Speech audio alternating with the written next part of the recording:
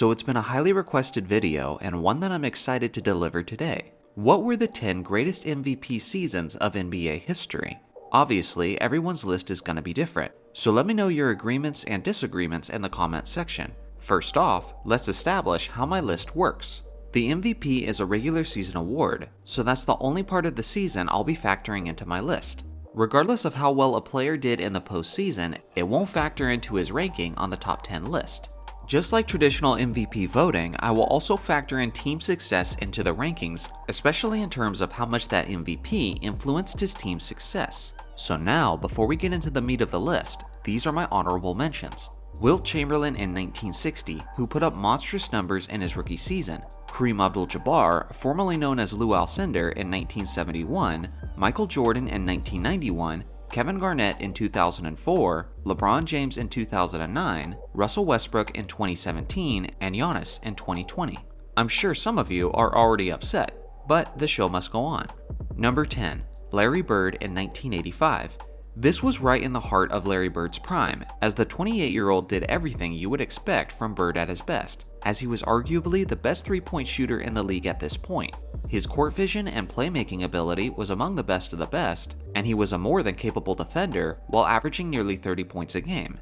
With his all-around lethal efficiency, Bird led his Celtics to a league-best 63-19 record, with numbers of 28.7 points, 10.5 rebounds, 6.6 assists, 1.6 steals, and 1.2 blocks on 52.2% shooting.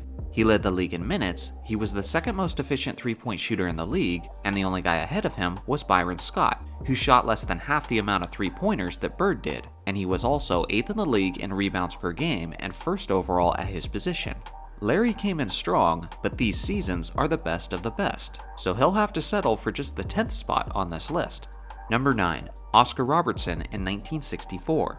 Other than Russell Westbrook in 2017, this season from Oscar was the closest anyone has ever come to a triple-double MVP season, as he averaged 31.4 points, 9.9 rebounds, and 11 assists on 48.3% shooting.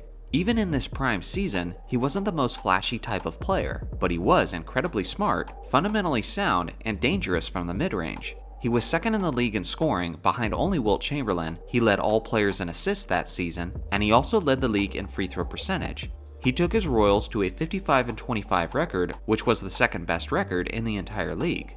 It's debatable whether or not this was actually his best season from an individual standpoint, but it was his lone MVP, and it was strong enough to get him into the 9th spot. Number 8.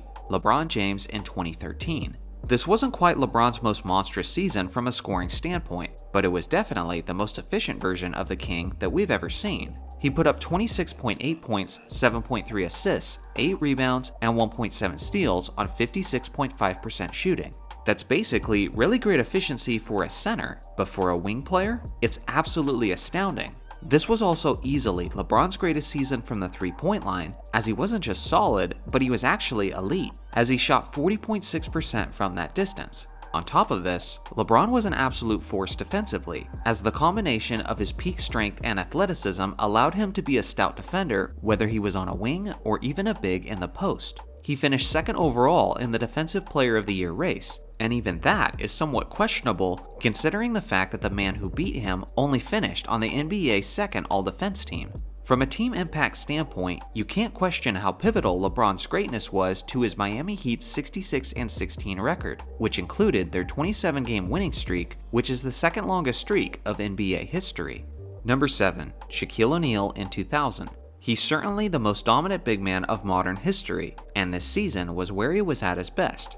At this point, Shaq still had most of his athleticism from his Orlando days, but he also put on a tremendous amount of weight and muscle mass. There was little opposing defenders could do to stop him. Sometimes they would hack him on purpose to make him shoot free throws, but the diesel was so strong that it often ended up being an and-one opportunity anyway. As he led his Lakers to a league-best 67-15 record, he put up 29.7 points, 13.6 rebounds, 3.8 assists, and 3 blocks on 57.4% shooting.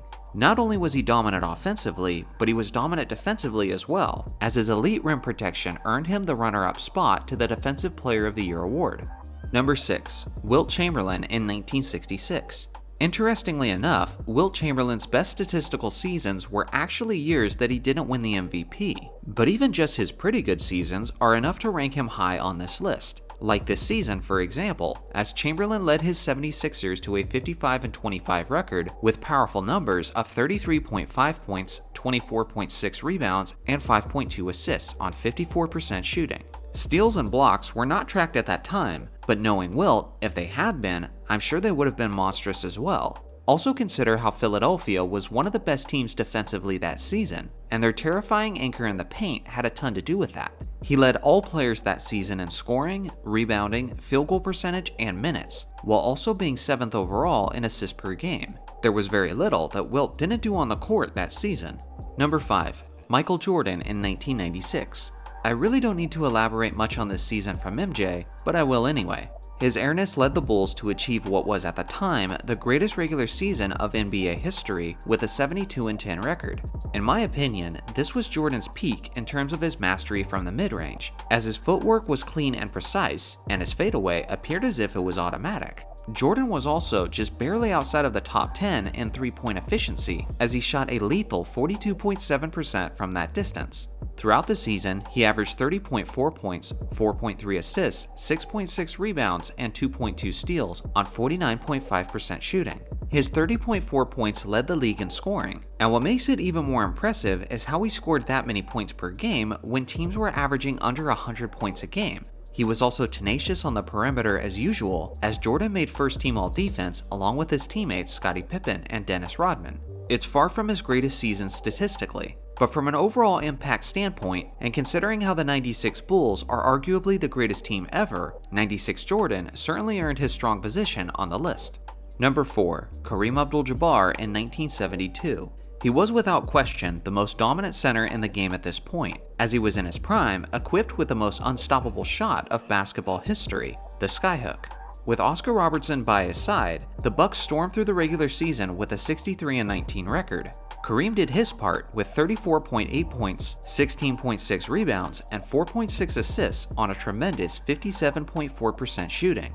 It's also worth mentioning that it was his dominant performance that put an end to the Lakers' 33-game winning streak, as he dropped 39 points, 20 rebounds, and 5 assists in the historic victory.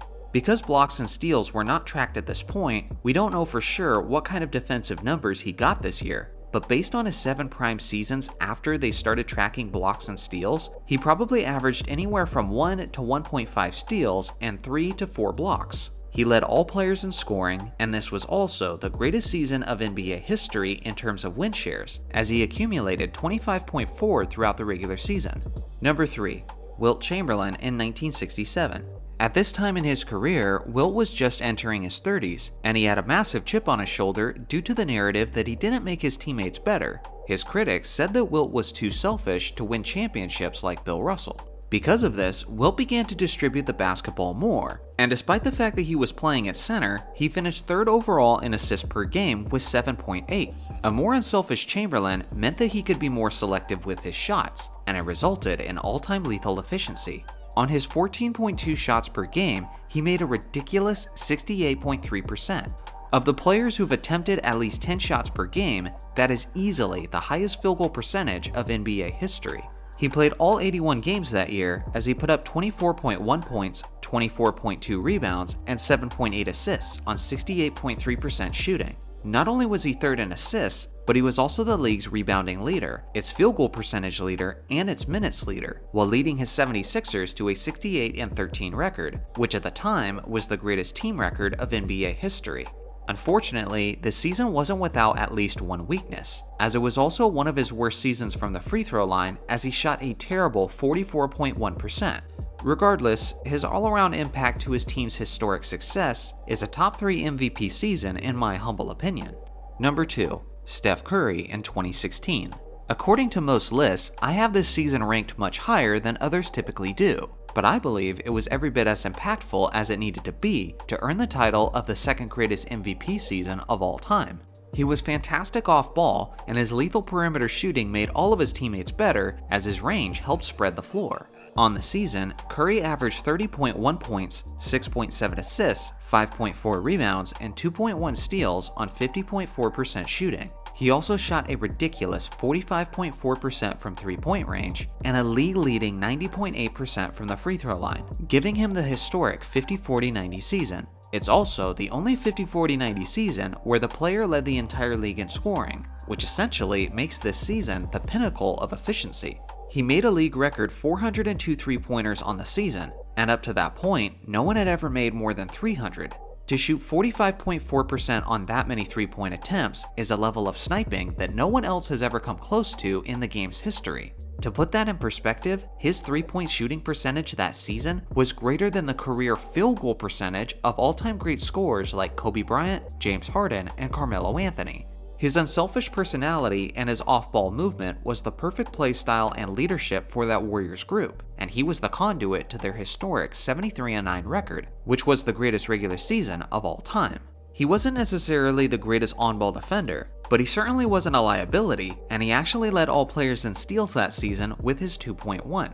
He may have been on the greatest regular season team, and he was the only unanimous MVP the league has ever seen, but he'll have to settle for just the runner-up spot on this list. Number 1. Michael Jordan in 1988. It wouldn't be a championship year, but from an individual standpoint, Jordan was never better than he was in the 87-88 season. On the year, he put up an all-time great 35 points, 5.9 assists, 5.5 rebounds, 3.2 steals, and 1.6 blocks on 53.5% shooting.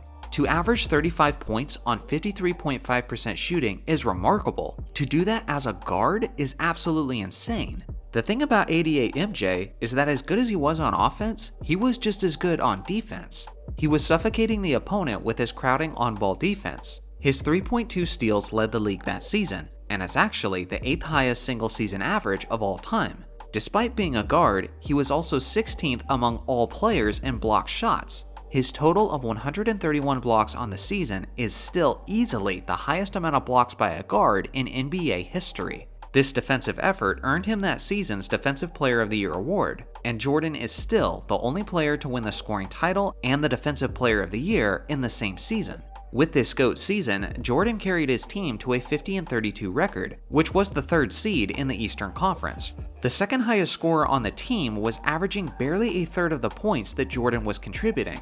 The next best players on Chicago at this point were probably Charles Oakley and Dave Corzine, which is very far from a Hall of Fame supporting cast. Essentially, this Chicago squad had absolutely no business winning 50 games or being a 3rd seed in a much stronger Eastern Conference. But when you have a GOAT MVP season like Jordan did, I guess anything is possible after all. There's almost certainly no way you agreed with this entire list. So please, let me know your thoughts in the comments section. Thanks for watching as always, make sure to like and subscribe for more basketball content, and I'll see you guys in the next video.